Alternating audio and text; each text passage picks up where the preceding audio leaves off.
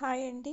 ఒకసారి మనము AP TET వెబ్సైట్లోకి వెళ్ళామంటే మనకు క్లియర్గా మెన్షన్ చేసినారండి. Candidates may note that the TET results will be announced after clarification from election commission అని. అంటే ఇప్పుడు మనకు మన రిజల్ట్ అనేది ఇవ్వడం అనేది టోటల్గా ఎవరిపైన డిపెండ్ అయ్యింది అంటే ఎలక్షన్ కమిషన్ చేతిలోనేనండి. అక్కడ పాజిటివ్నెస్ వస్తుందా నెగిటివ్నెస్ వస్తుందా అన్నది మనం వెయిట్ చేయాలి. నాకు తెలిసిన ఇన్ఫర్మేషన్ ప్రకారము 90% పోస్ట్పోన్ అవుతుందనే చెప్పారు. బట్ మనం క్లారిఫికేషన్ అయితే మనకు కావాలి కాబట్టి ఒక 2 days అయితే వెయిట్ చేయాలండి. అది ఎలక్షన్ కమిషన్ డెసిషన్ కాబట్టి అలా అని పోస్ట్పోన్ అవుతుందని పోస్ట్పోన్ కాదని మన ప్రిపరేషన్ అయితే ఆపకూడదు.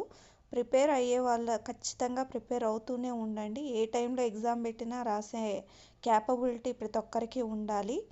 సో అలాగే మనకు కానీ ఇది పోస్ట్పోన్ అయితే కొంతవరకు మనకు టైం అనేది ఉంటుంది.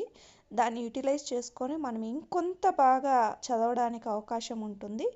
ఏదైతేనేమి మనము కొంచెం మన ప్రిపరేషన్ని కంటిన్యూ చేస్తూనే ఈ పోస్ట్పోన్ అవుతుందా లేదా అనే దానిపైన డిపెండ్ కాకుండా మీ ప్రిపరేషన్ అనేది కంటిన్యూ చేయండి. అలాగే 90% అయితే పోస్ట్పోన్ అవుతుంది అని అంటున్నారండి. ఆ విషయం కానీ తెలిసిన వెంటనే నేను మరో వీడియో చేస్తాను. సో మనకు కావాల్సిన ఇన్ఫర్మేషన్ ఒకసారి చూడండి. ఇక్కడ రెస్పాన్స్ షీట్స్ అవైలబుల్ ఉన్నాయి. Objection on key and question పేపర్కి అండ్ ఫైనల్కి అన్నీ మనకు అవైలబిలిటీ ఉన్నాయి. ఒకసారి ఇవి కూడా చెక్ చేసుకోండి.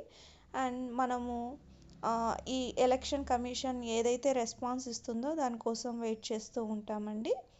So thank you for watching. మీకు కనుక ఈ వీడియో నచ్చినట్లయితే మన ఛానల్ని సబ్స్క్రైబ్ చేసుకోండి. అలాగే బెల్ ఐకాన్ క్లిక్ చేసినట్లయితే మరిన్ని వీడియోస్ అప్లోడ్ చేసిన వెంటనే మీకు వస్తాయండి. మీకు నచ్చినట్లయితే ఈ వీడియో ఒక లైక్ చేయండి.